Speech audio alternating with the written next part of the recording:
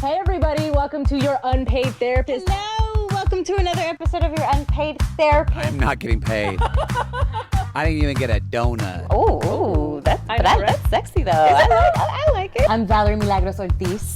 I don't know. I am your host, Ali Kona. She's away. Brad Ford. This is your unpaid therapist. Shoo-wah, cha-cha.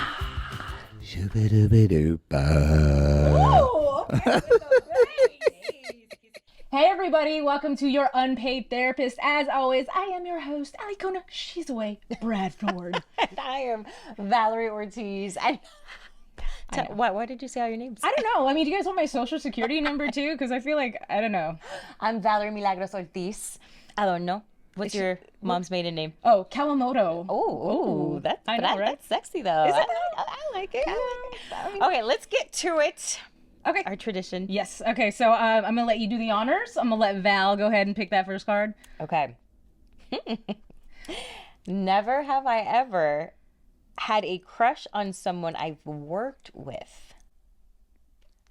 I mean, is that even possible to not, right? Like, You could not. Depends on what industry you're in, right? Like, if you're in tech, no, that's no offense to my tech people. Like, there could be a hot techie out there. Yeah, I mean, so I guess I won't, but I'm not going to get too specific, I guess. But for me, just like on shows, especially where we met on Hit the Floor, I mean, there's just beautiful people, A bunch of ripped dudes. Yeah, so I was like, of course, there's like gorgeous men. So yeah, that was easy. All right, well, I'm gonna go ahead and take my card. Never have I ever walked with lions. Walked with lions? Yeah, I have. Oh, where? In Africa. Oh. Like, straight up, it was so hot. You guys, I'm vegan, okay? But the guy had like a bag of frozen chicks, which I did not know, otherwise I would not have signed up for this. Baby like chicks. Chickens? Yeah. Oh. But like, you literally go on a mile hike with some free range roaming lions right next to you on a trail for like a couple miles. And to keep them distracted, the guy like threw out the frozen baby chicks. Oh my goodness. Yeah. Oh. Okay, next time. That's terrible. Yeah, I was like, gosh, this got real dark. Hold on. Not with this. I've always wanted to do one of those safaris, but I don't know about now. Wait, never have I ever used a dating app to find love. I can't. Did it? Say, no. Did it? Done. I've done it, and I'm so happy I did. Yeah. That's all I'm gonna say. Okay.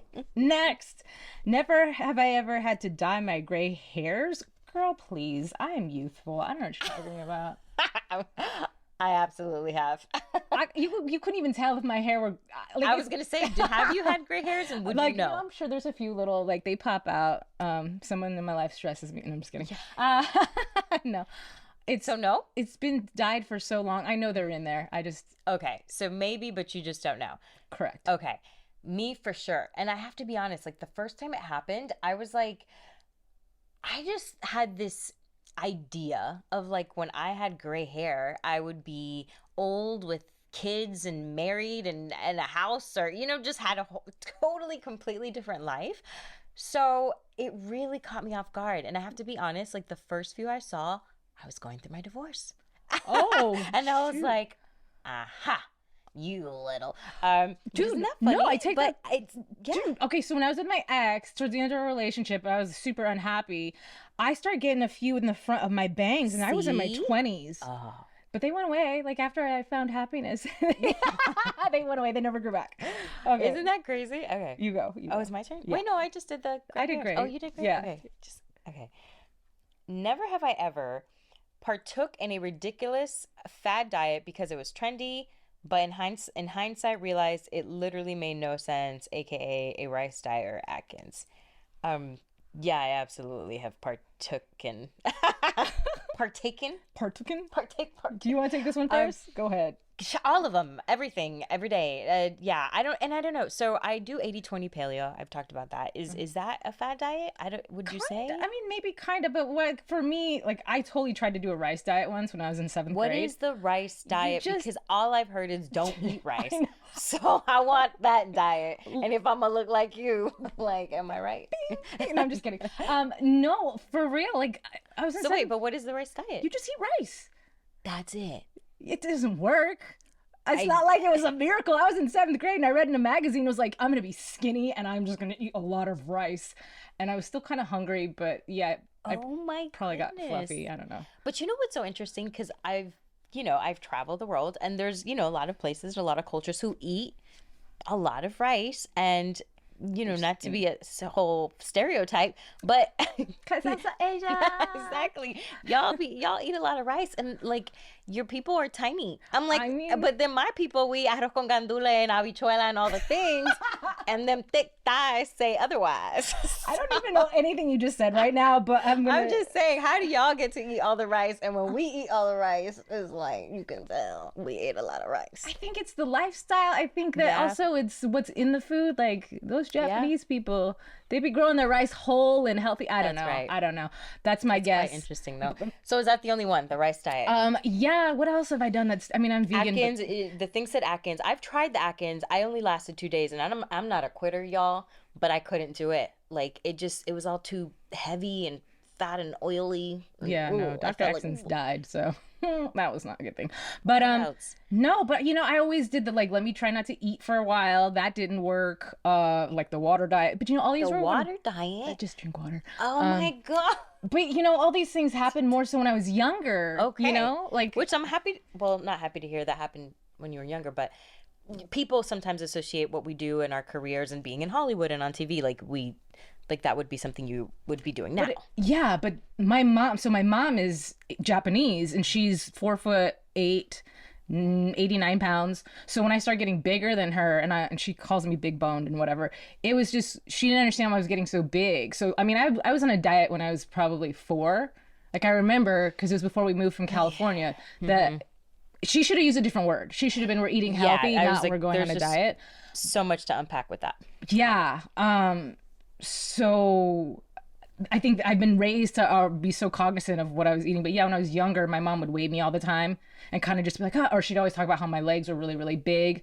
But I was gymnastics, ice skating, running, like all the things that build your thighs anyway. And there was no body positivity back then. Yeah. So, I was just trying to be skinny, and all the cute girls were skinny, and I just was like, oh God. Like I remember sitting in my chair in 6th grade wearing shorts and thinking my thighs were just so fat, like trying to, so, and then all throughout when we moved to Vegas, and Vegas is like 114 degrees in the summer, I'd wear jeans. Didn't matter what time of the year, I was wearing full-legged jeans, which is weird because I was a cheerleader. But yeah, I wouldn't wear shorts. Oh, girl.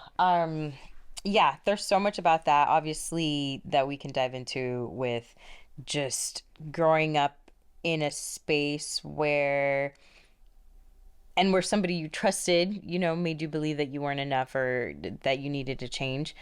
Because in what we do, I feel like there's a lot of that with the social medias and the highlight reels. There's so much of that, or can be. Well, people can now comment on you, so you don't even have to be famous. You put something on social media, and then all of a sudden people get bold and they start talking shit about you, whether it's because they're jealous or whatever. You're a beautiful girl and you might have some curves, and all of a sudden these other females come for you. You're feeling good about yourself and you want to post a nice picture because you're feeling confident, and that turns other people off. And it's not that it turns other people off, it's that they're insecure in their own right. So to make themselves feel better, they project onto you. And what I do, because I love that you said that whole body positivity movement wasn't around back then. I do love that now we do have a lot of like influential women out there who are changing kind of like the conversation around different body types, and really it ain't any of business. Like even talking about women's bodies in general, like all of that, like it's getting better. Right. And I love that a lot, especially because even hearing how you grew up, and I'm sure a lot of people could relate. I hope not, but I think a lot of people would relate to it.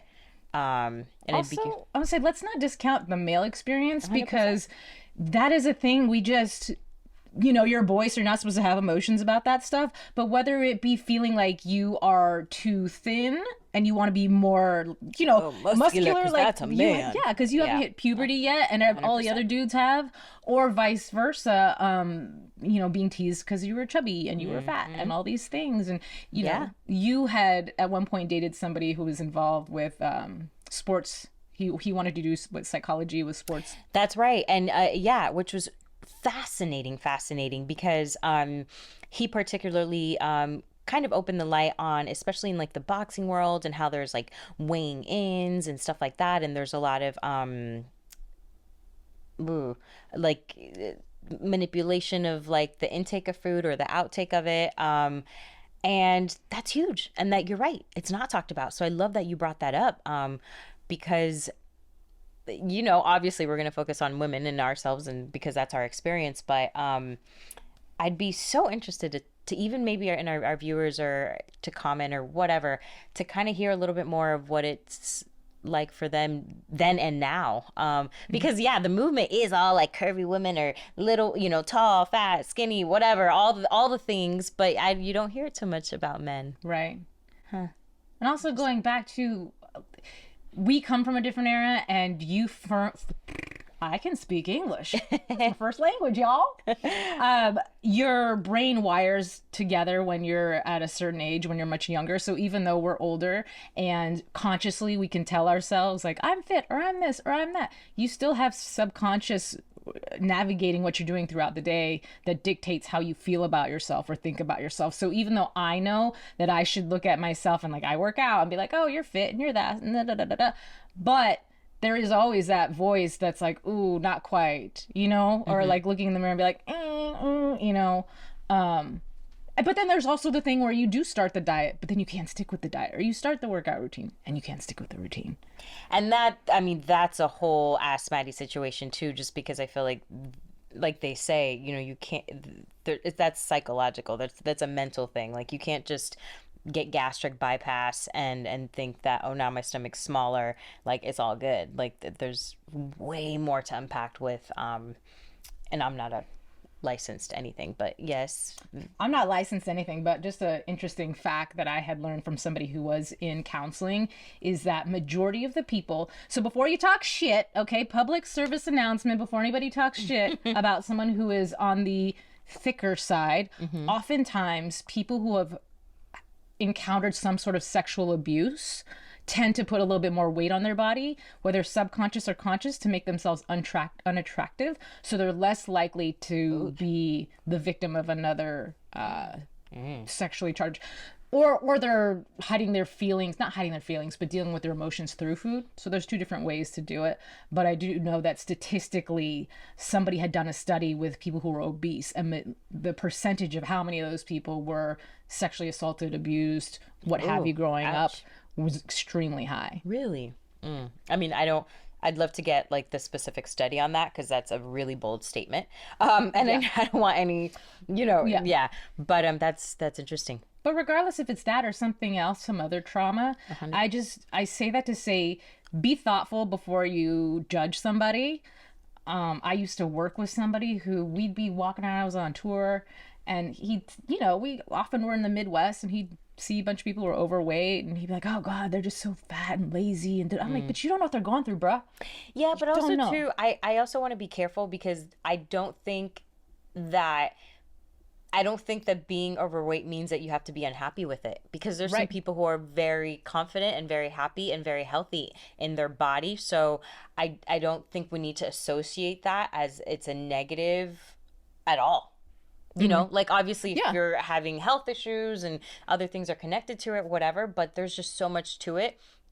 And there's maybe a lot of people be like, I don't want to look like your little skinny need to eat ladies or men, like I love this body that I'm in, and I embrace it. And because I think that's the thing, that's been the message. Big is bad, bigger is bad. Like you should feel bad about that. Like, and I hope that there's people out there, obviously with good health,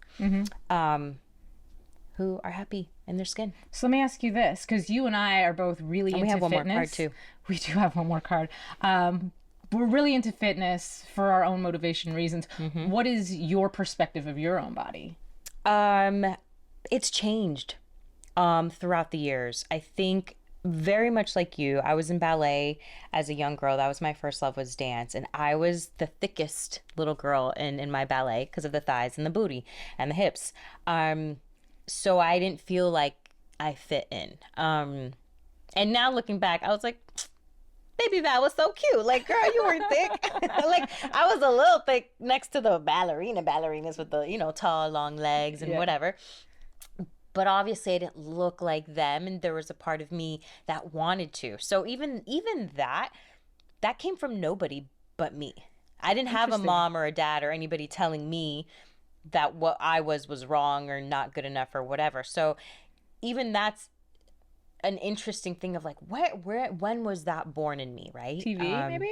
Could be, yeah. I don't know. That's a really, really good question. So in my youth, I definitely felt I loathed, and I use that word very specifically. I loathed swimsuits, or the idea of being in a pool or being invited to a pool party. Actually, I don't think my brother's going to listen to this, but it's so funny. I just remembered this. I'll never forget when I was in elementary school. I was a little, gosh, I hate to even say this because I really wasn't chunky, but like, I guess. My brother was like, he had said, like, before I go to middle school, I may want to lose weight. Yeah. But what's funny about that, it wasn't to me, because if you know my brother, he's super science. He's very matter of fact. He's very like, I'm trying to help you. Like it wasn't an insult. It was really, and anybody who listens to this, who knows my brother, will understand this. He's not a mean person. And he's actually very methodical in like teaching and helping. So I know with every ounce of me that he didn't say that to make me feel bad. He said that so I wouldn't feel bad. Do you understand? Which is really, and again, it's only because I obviously have a really close relationship with my brother, and I have to know that to have been able to accept that comment that way. But it was helpful in a way, in the sense of like, oh, because I was super like unaware, but at the same time, and he forgot he said it, of course. I told him a little bit ago, and he was like, what? I'm like, yeah, you did. But he didn't have to say it, because like I said, I had already had my own issues with it that were born in ballet. So it was just him being like, just, you might be invited to a pool party, and like, I don't know, like, I know this is something that concerns you. I don't know. So he just didn't want you to get made fun of. Yeah. So, but what a interesting, right? You have to have that trust and the kind of relationship to be able to receive that kind of information on something that you're insecure about and not be mad at the person. Because I've never really was mad about it. Now as an adult, my relationship with my body, to be honest, I think it still fluctuates. I'm right now, I'm in a really happy place with my body. I feel so strong. I'm feeling super motivated. I've done triathlons, marathons, all the things. I love to stay active just like you. But I do believe that this body positivity movement has helped me, and also women. Let me tell you about us women. And the gym that I go to, and even the one I've been to before, like, we love each other, and like, and I've gotten like, just from other women, like, compliments and being like, what are you doing? Like, I want my body to look like yours, da da da da. And I'm just like, dude, like, there's so much talk about women hating on each other and bashing each other, but I haven't received that, and especially in the last several months too, just because of these different women that I've been doing classes with. I'm like, I love us, and I love when we're like helpful, and like, I'm all like, I'm gonna go to this class, and motivating each other, like, you come, like, do 2-a-days, like. And then like this one girl I just met, she's like, I'm here, girl, like, I'm gonna do it. I was like, yeah. And like, telling people what protein shake I'm drinking or just stupid stuff like that. But I love that. Like, just women cheering each other on. As and just, they should. Yeah, and being okay and being upfront with their compliments and, Right.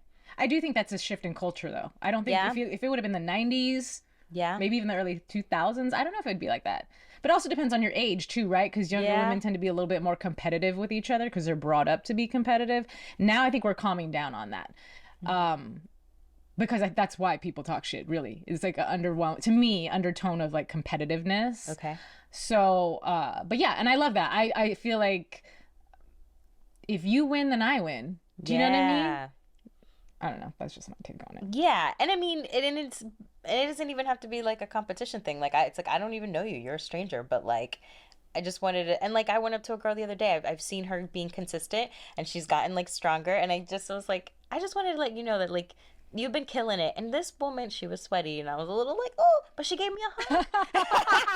Like, I gotta say that. I was like, she went in for the hug, and but I embraced the hug because it was a genuine moment for her that I don't think she had gotten that validation from anybody. And it's cool. I think it's important to see people, right? And for whatever reason, something in me told me to tell this girl, like, look, you've been killing it. Like, I've seen you, and that was cool. Minus the sweaty body. Yeah. But it was sweet. But that is an amazing feeling. Like, I've done that before. I've run to the top of Runyon Canyon, which is a big place in LA that, people go to.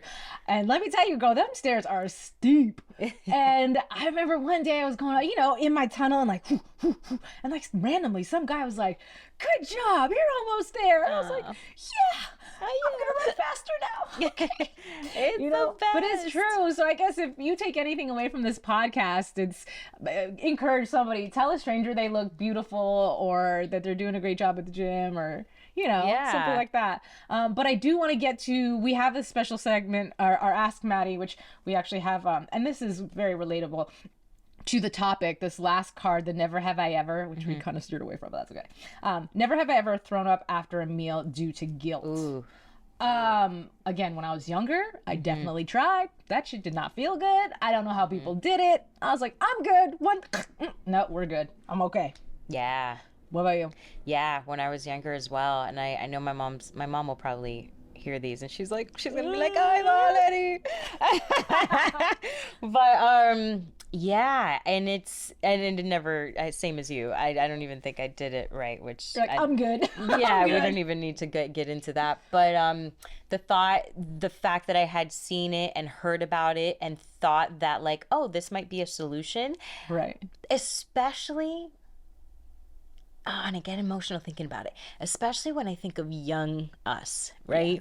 Because if I think of like my cousin's kids or any young little women in my life, it would tear me apart that would even come in their brain, that they thought that they needed to do that to feel better, look better, anything, be accepted. So to even think of little Val thinking that, oh, maybe this would be make me feel better or look better or be accepted, that's so sad. It's like, and I think I read somewhere, I forgot who did it, it was some celebrity, but they put a photo, I think it was one of the Jenners or one of the Kardashians, they put a photo of little them on their mirror just to remind them that if anytime they're having one of those moments, maybe it's that time of the month or whatever, and you're just feeling just not however you want to feel, just to have little baby you there to just remind yourself, like, don't say that to her,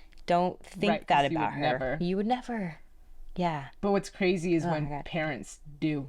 Yeah. Like, and I mean when you said that about your mom, I just, oh yeah, you make me cry. I know, sorry. No, it's okay, because then I think about, like, this is totally off topic, but like if I were to look at a picture of little me and knowing the things that I did hear, the things that were said to me, like, how do you say that to a little person and that's okay, Yeah. And one of the things that we had wanted to discussed with our resident therapist, if you will, ask Maddie, was the topic of body dysmorphia. Because I mean, and in somewhat maybe a joke or somewhat seriousness, like I've had that thrown at me before. Same. But you know, it's just one of those, because I'm always like, oh, I need to work out harder, or I need to do this more, and like, girl, you're skinny, shut up. And that girl, you're skinny, is that you talking to yourself? No, I mean, I've had Anybody other people say that to me, but it's like, yeah, but you don't know what it's like in my head or how I see myself, and not that. That's right. And I'd love to get a clear definition, because it's not like I look in the mirror and it's a funhouse mirror. It's not like I'm like, oh, I see all this blubber and you know what I mean. I just see there's room for improvement, and for me personally, like, oh, there's nothing wrong with that. Sure. I don't know. Yeah, no, I can't wait to have Maddie chime in, because I've had that said to me, or asked, like, do you think you have body dysmorphia? And I'm like, I don't know. I've never been like clinically diagnosed. To be like you said, I don't even know what the definition 100% is. What does it look like? Yeah, but I mean, I guess I can't say I wouldn't be surprised if somebody said I did. Maybe, I don't know. I honestly don't know.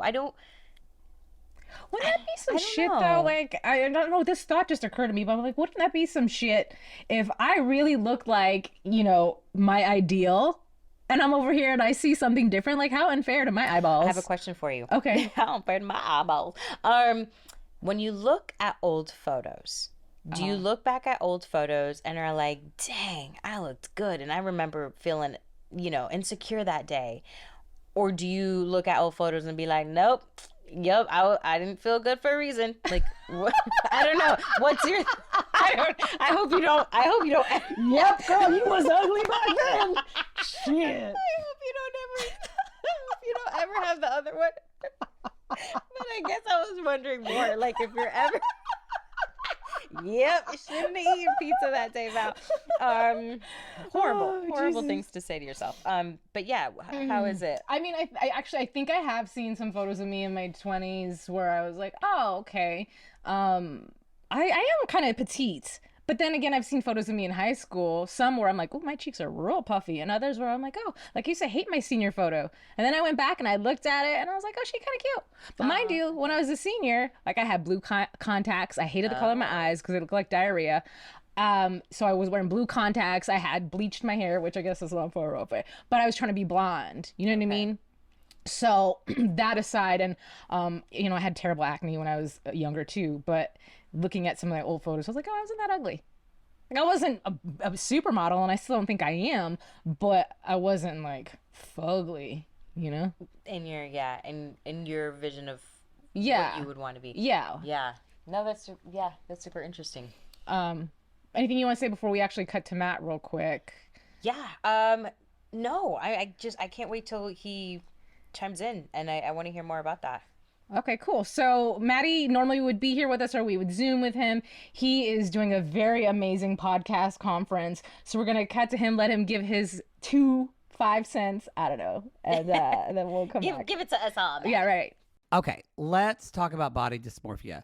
You're right in that we all are critical about our own bodies, but why does that kind of morph into a body dysmorphic disorder?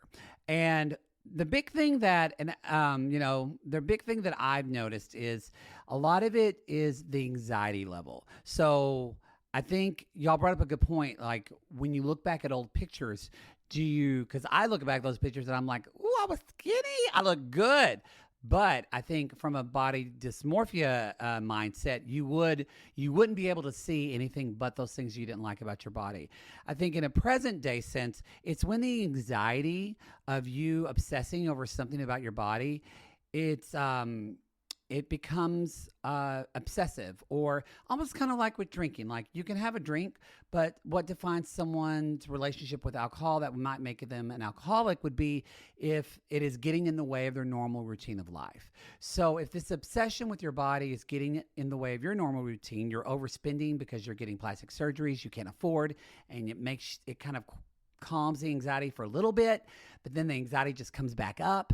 That's definitely something that's going to be body dysmorphia. Happens a lot in the trans community because obviously trans people are born into the wrong body. So in those circumstances, that's a normal are a typical thing to happen, and it's easily treatable. I think there's a lot of different ways to look at it. Something that I found is sometimes letter writing a letter to body dysmorphia, because it's such an internalized thing, and we think it's our body. We think, what's wrong with me? I hate myself. I hate my arm. I hate myself.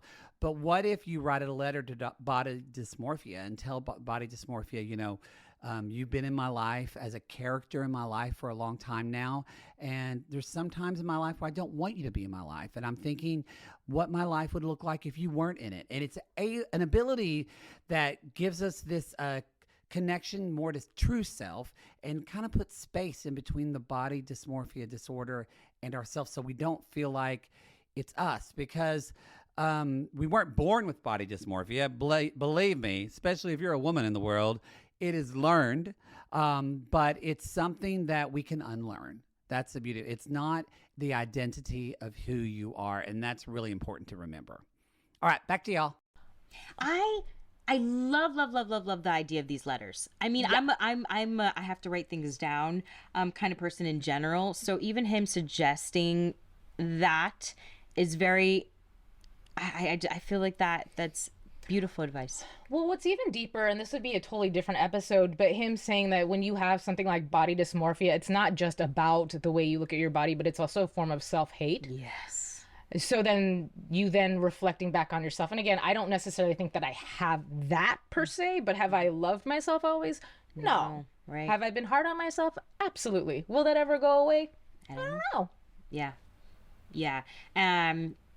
Amazing advice. Obviously, he's a licensed therapist, and he recommends if you are relating to any of these topics or anything that goes that deep, to finding a therapist for yourself to kind of dive deeper, and if that's part of the journey that you want to take. But I mean, I would highly recommend it. But just in general, like, I appreciate you, Alikona, for always being so honest. And I mean, this is going to be the podcast. This is why we're doing this. Your Unpaid Therapist is an homage to our best friends and talking about all the things, right? Mm-hmm. And we encourage our listeners, our Patreon subscribers, to communicate with us. Tell us, maybe what other Never Have I Evers do you... Yeah, give us some suggestions. Yeah, I'd love that.